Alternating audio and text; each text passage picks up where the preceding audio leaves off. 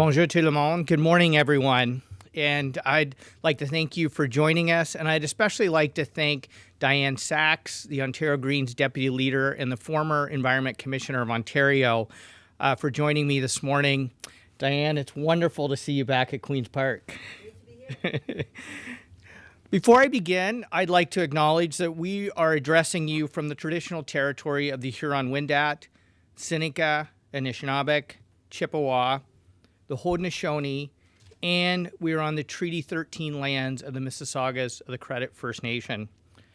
I want to express my gratitude to Indigenous peoples who have cared for this land, the water, the plants, animals, and people who live here. I've learned so much. I want to reaffirm the Green Party's commitment to the Truth and Reconciliation process, which is so important to dismantling colonialism and systemic racism. The biggest threat right now facing us is the climate crisis. Climate impacts everything in our lives: our health, housing, food security, economy, and affordability. Our children need us to do better, and we must act now. The science and evidence is clear. We need to rapidly and drastically reduce climate pollution to avoid climate disaster. Ontario Greens recognize the need for urgency. And so this week, I will be introducing my private member's bill, the Carbon Budget Accountability Act. If passed, this bill would enact a zero carbon law that sets a fair share carbon budget and will commit the government to cut Ontario's emissions in half by 2030 and to net zero by 2045 and thereafter. This bill would require the Premier and the Minister of the Environment to ensure Ontario's total net emissions of greenhouse gases does not exceed the carbon budget. In the same way that the government must be held accountable for presenting a financial budget each year, this bill is designed to hold the government accountable in presenting a carbon budget each year. We need urgent climate action, and that means legislating bold climate policy. The effects of the climate emergency get more severe every day we fail to act. Heat waves get more deadly, wildfires get more intense, floods get more frequent, and severe and extreme storms get more costly. And every day of inaction is a missed opportunity to invest in the jobs and the opportunities that exist in the green economy. It's time we take action. It's time we hold ourselves accountable. And that's exactly what this bill does. I'd now like to pass the podium over to Ontario Greens Deputy Leader, Dianne Saxe.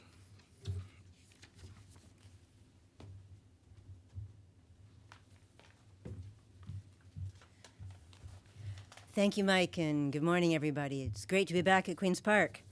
Mike is exactly right. We are headed directly towards climate chaos if we don't change course, and we're missing out on the enormous promise of a clean, green economy. We need to crush climate pollution, and we'll be better off if we do. We need to do better for ourselves and for future generations of Ontarians, including all the little kids of today who are going to live the consequences of today's choices. The Ford government is locking Ontario into pollution, climate pollution and air pollution at an unsustainable and devastating rate. It's harming nature, it's harming our health, locking us into a buggy whip economy, and it's harming our future. Most of the world, the developed world, is reducing its climate pollution, but not Ontario. We pollute the climate about as much as we did in 2014 and more than in 2017. This is craziness. We need to legislate a zero carbon law that sets a fair share carbon budget that's based on science. What the Intergovernmental Panel on Climate Change has told us is the carbon budget that's left for the world. That's what it's going to take to cut Ontario's climate pollution in half and by 2030 to net zero every year from 2045. That's what it's going to take to be part of the green economy. That's what it's going to take to make a better life, not half measures. We can't get there by dribs and drabs anymore. If the other parties are serious about tackling the climate emergency, they will vote in support of this bill. And if they don't, that tells you where they stand. Thank you. I'm glad to take questions. Ladies and gentlemen, as a reminder, should you have any questions, please press star 1. Your first question comes from John McGrath with TVO. Please go ahead. Good morning, Mike. Can you hear me?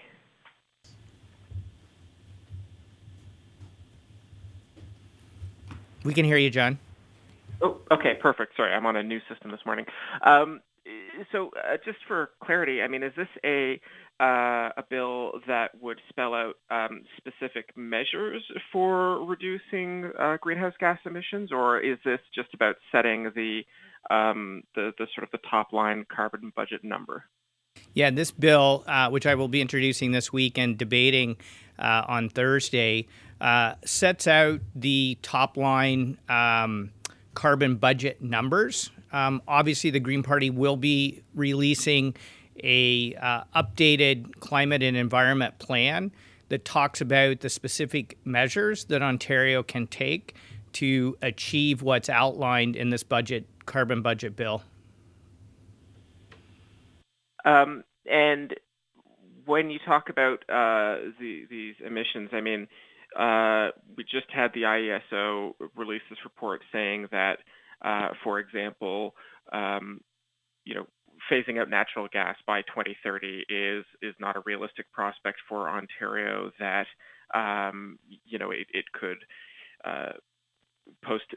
it could increase electricity prices too much and threaten the reliability of the grid. And so I know that the point of the bill isn't necessarily to get into the sort of implementation details exactly, but it seems like a pretty obvious question that people are going to ask. How can you get to I believe you said it was a 50% reduction by 2030. I mean, how can you get there without being disruptive in some of the negative ways that, for example, the IESO has talked about? Well, I mean, obviously, Ontario's climate pollution is much broader than the electricity system. Most of our climate pollution actually comes from transportation and buildings. And so we will have an aggressive plan to electrify transportation, to increase ridership of electrified public transit, and to build communities where people can walk and cycle and roll to the places they need to go. We will be pushing hard for an aggressive plan to decarbonize our buildings, both through energy efficiency and through electrifying home heating with high efficiency heat pumps. So to me, those are where the big opportunities exist. This particular bill is essentially puts in place in law what a carbon budget would look like, following in the footsteps of other countries like the UK, for example, who have enacted carbon budgets and are holding their governments accountable to making sure that we meet our budget targets. Your next question comes from Colin DeMello with CTV News. Please go ahead. Hey, good morning, Mr. Schreiner. Morning. I wanted to ask a question about a separate topic as well. We'll be following your bill later on this week as well. But in terms of the removal of some of the measures in place for the pandemic, in January, the mandatory proof of vaccination policies are going to be lifted for a lot of those in the restaurant industry. Do you feel like that is too soon of a measure? Well, I think the government is putting the cart before the horse. In the same way that I've been pushing this government to follow the science when it comes to combating COVID, we need to be following the science when it comes to addressing the climate crisis. And so I think it's premature to set arbitrary dates. I think those dates should be determined by what the science is telling us and what the spread of COVID looks like at those particular moments in time. Okay, and over the weekend, the Progressive Conservative Party sent out a fundraising email, and one of the things they said was, the Progressive Conservatives are saying yes, and they say it very clearly here, yes to building highways like 413 so you don't sit in gridlock. Obviously you have come out strongly opposed to Highway 413, but it seems like the government is determined to make this an election issue or determined to go forward with it if they get all their regulatory approvals in place. What does this do to, just the general kind of climate change fight in Ontario if they're focusing on building a highway that paves through, as you've said, paradise? Yeah, I mean, building Highway 413 is an economic and climate disaster, both. I mean, what the Premier is really saying yes to is supercharging sprawl, supercharging climate pollution, saying yes to destroying farmland and threatening the food and farm economy. And essentially, the only one who's benefiting from this are the land speculators that own property along the highway route. I mean, commuters, according to all the experts, are going to save around 30 seconds. So why would the government unleash all that damage and waste $10 billion that could be better spent on healthcare, education, and climate action to save commuters 30 seconds? We'd be much better off investing in electrified public transit and building communities where people can live, work, shop, play, and worship in their neighborhoods. Ladies and gentlemen, as a reminder, should you have a question, please press star 1. Your next question comes from David Haynes with Queen's Park Briefing. Please go ahead. Hi there, Mike. Hope you're doing well.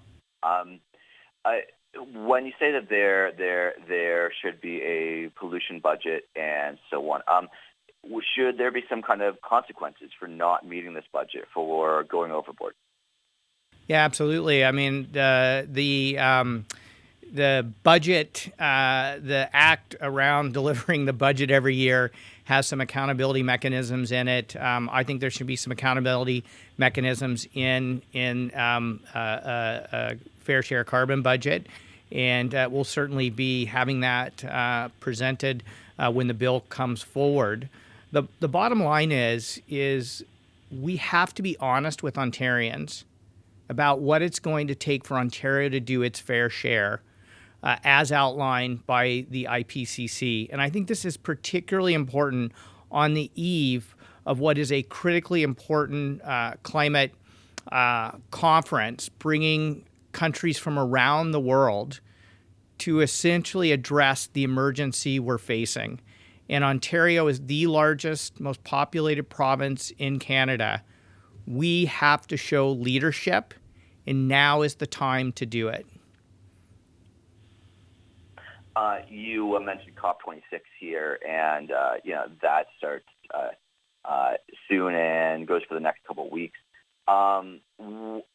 What would you like to see from Ontario at that conference in terms of leadership and what it should bring to that conference and take away from it? Yeah, well, I'd like to see Ontario go to that conference with a carbon budget act that commits us to cutting our climate pollution in half by 2030 and to be net zero from 2045 onwards. That's the kind of leadership Canada needs right now. It's the kind of leadership Ontario can provide, and it sends a clear message to the world that Ontario is the place to invest, generate new careers and better jobs for people while crushing climate pollution.